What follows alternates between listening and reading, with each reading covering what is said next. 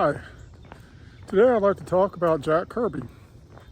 And as we probably know, Kirby created most of the characters in the Marvel Universe, and is adulation and praise to this day. And I have to admit that Kirby's the one that got me hooked on comics. Early days of Marvel, Fantastic Four, and other titles that he basically told the stories in.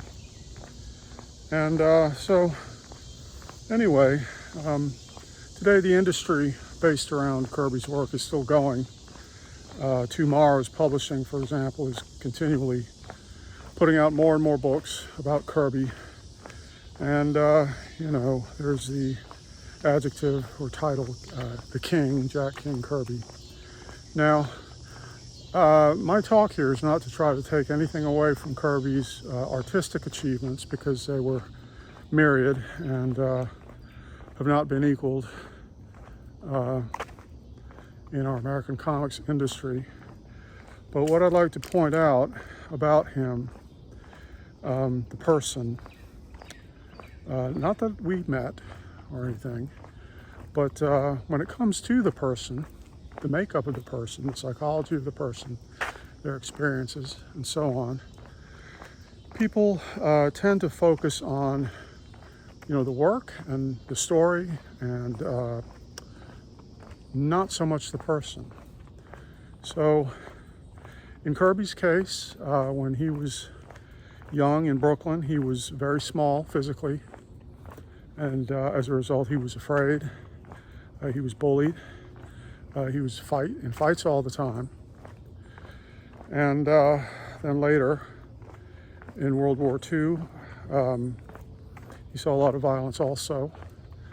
And they didn't call it PTSD back then, but he carried that trauma forward in his life, and had nightmares, waking up, screaming in the middle of the night, reliving these experiences.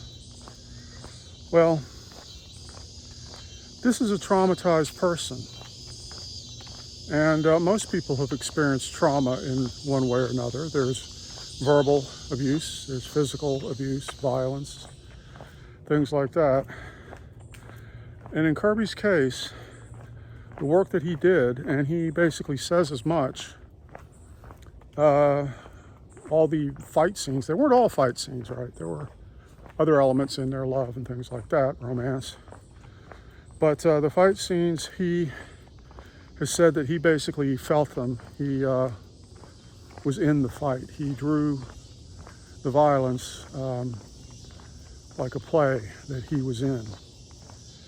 And so anyway, when you look at a life where that's basically what you're doing, you're recreating your trauma, basically imaginary situations out of your mind, on paper all day long, every day,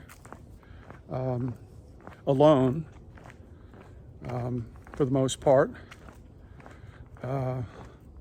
lacking probably a lot of social relationships.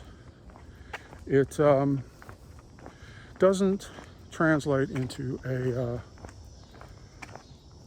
a well-adjusted life. So what Kirby could have used was some therapy, some understanding,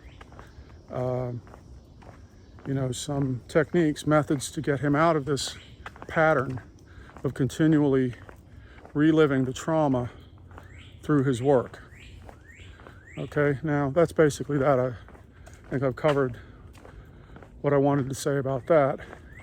Now the other aspect of it all is the fandom. Now the fandom doesn't see any of that.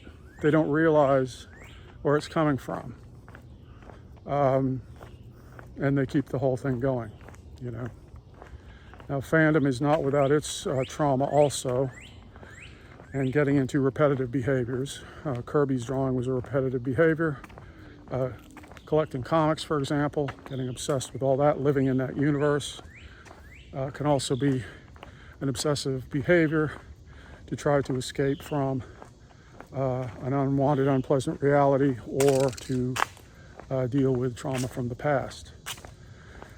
So anyway,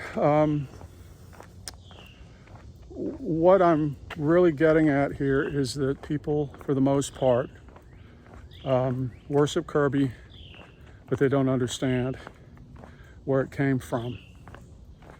And there are other creators out there, you know, similar stories. Won't necessarily go into all that, but anyway, I wish it could have been different for him, and I wish he hadn't done all that work. I wish he had had other things to do to build relationships with people, get away from the drawing board, and have a real life, not basically be imprisoned at the drawing board, shackled, reliving the trauma on and on, with no treatment, no understanding. So anyway, you can look at it two ways. Oh, we love his work. Oh, you know, that's the main thing that you hear. I never hear people really understanding where it all came from. So anyway, I'll leave it there.